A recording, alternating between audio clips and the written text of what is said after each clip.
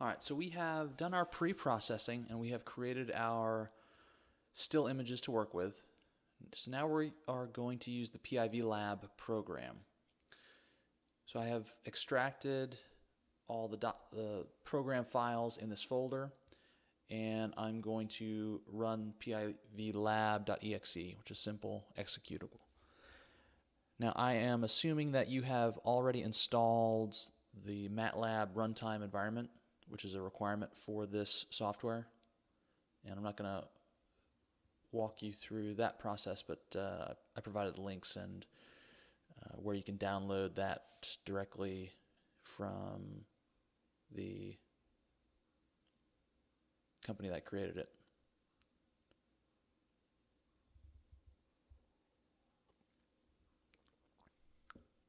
All right, so let's go ahead and load our images. So my workspace folder, images were saved in the output. So I select that folder. And there are all of my images, 1 through 302.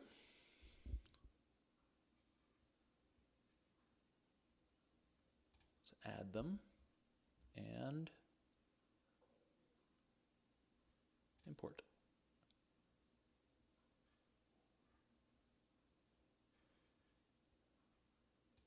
Now let's go ahead and define our region of interest. So we can select the region of interest, and this is going to be a rectangular space. So I'm most interested in this area in the foreground that is not blocked by those we'll go down here.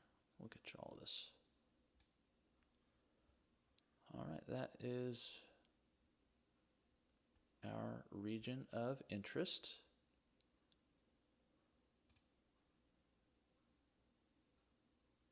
And I don't think we need to change anything on the PIV settings. No. Let's just go ahead and analyze. Here we go. Analyze all the frames.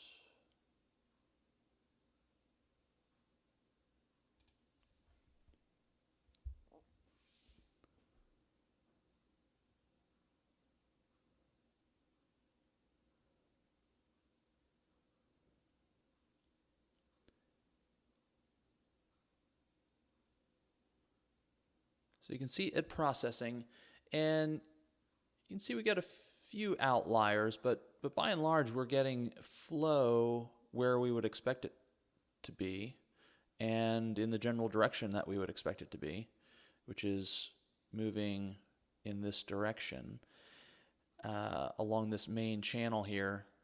And it's catching the fact that there are some underwater grasses here that are impeding flow, and so that's encouraging that the process is working. So it may take a few minutes depending on your computer. This is a Core i7 computer, so it might work faster than others. But on this it should run in about 2 to 3 minutes. So we'll just let it run here.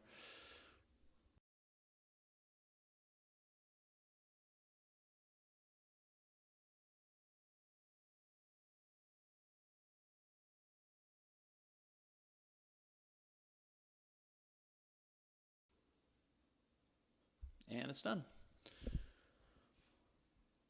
So you can see it created 151 frames. So it took 302 images, it paired them all up and created 151 frames of vector analysis.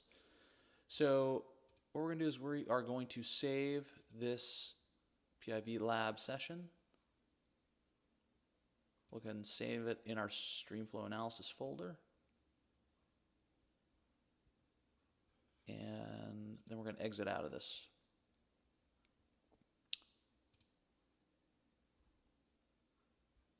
All right.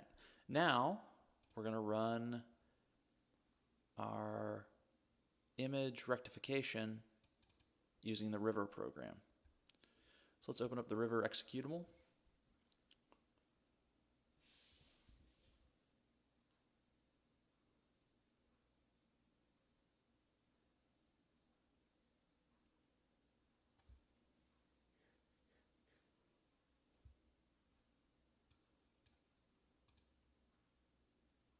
All right.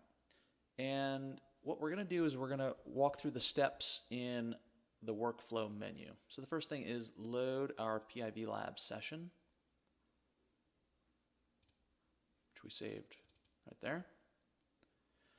And you'll be able to follow the steps that we're doing in our log here. So let's keep going down. We're going to load the background image.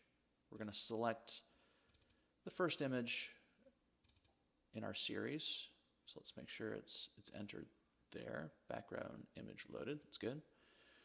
Then we're going to load the control point image, and we're going to choose the same image. Control point image loaded. Now we are going to define our control points.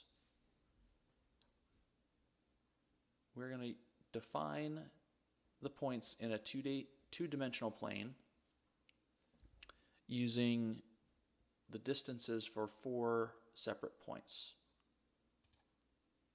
So when you click on that, your control point image pops up. And what you want to do is right-click on 4 separate points. And what you want to do is you want to start on the left bank upstream. So if you have 4 points, left bank, right bank, upstream, and downstream, you want to choose left bank, upstream, and move in a counterclockwise direction.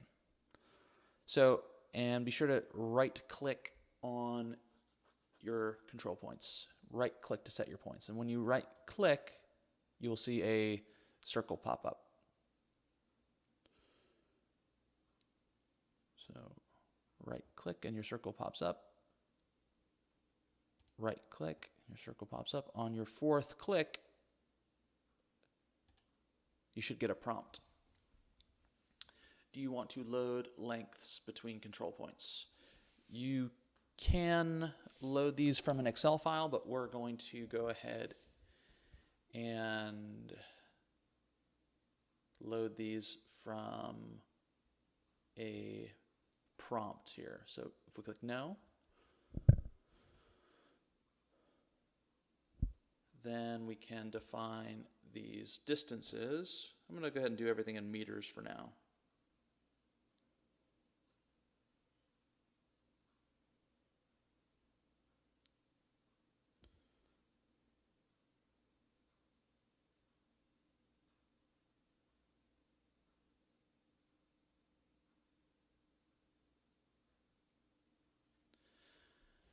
So you can see the blue length, green length,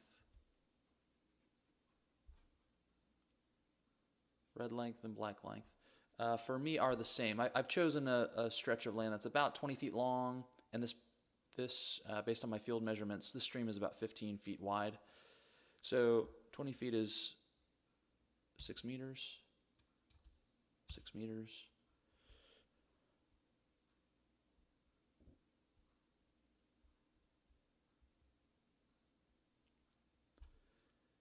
The cross-channel length is 15 feet or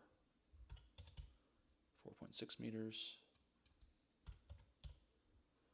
And that translates to 25 feet across this space.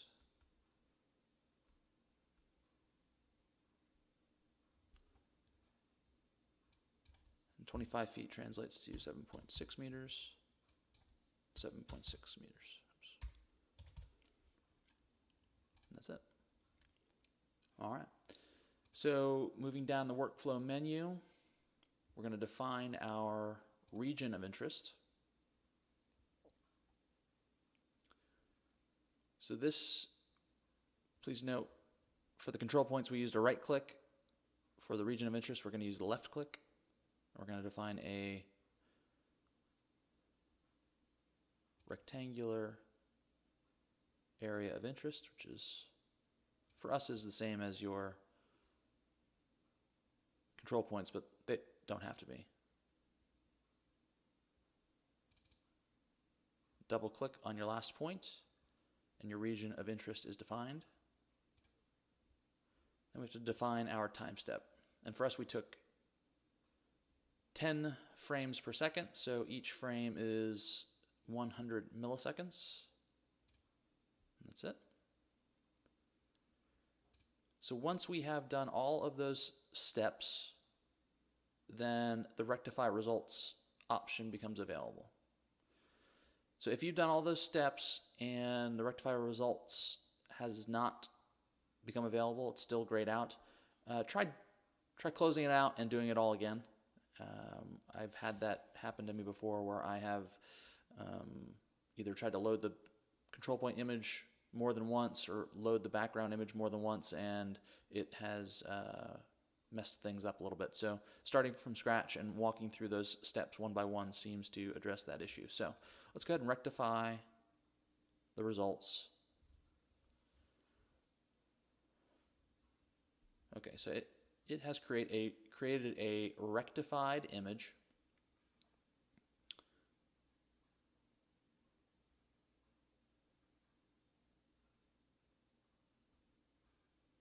And from the 151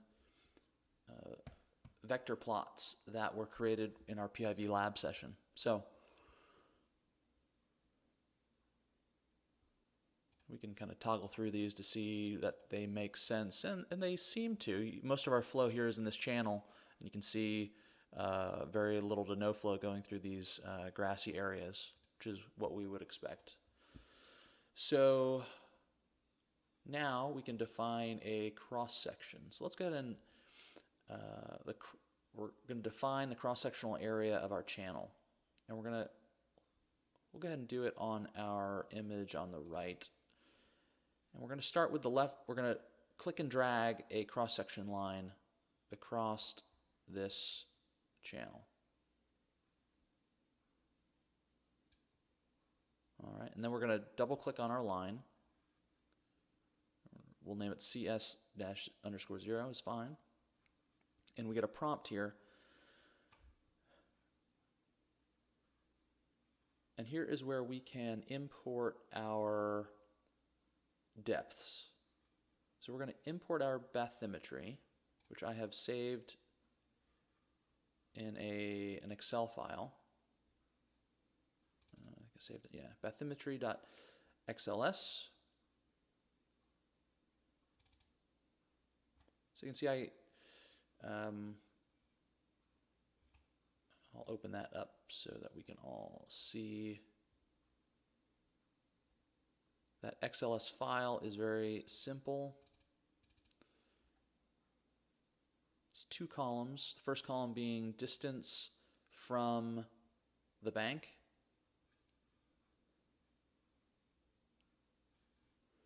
And so distance from the bank, 0 to 5. As I mentioned, it's about 15 feet wide or 5 meters wide. And the second column being depth of water, with these numbers should all be positive, and with the lowest number being the bottom of the channel. So I've got zeroed out, and I've got relatively straight banks here. So that is our cross-sectional area, and that is our velocity in meters per second across the channel. And you can see once we imported our bathymetry, we got an automatic calculation of discharge of 0.1 cubic meters per second. So that's it. Thanks for watching. We'll go ahead and save our project so that we know where it is. Save our river project, and we're done.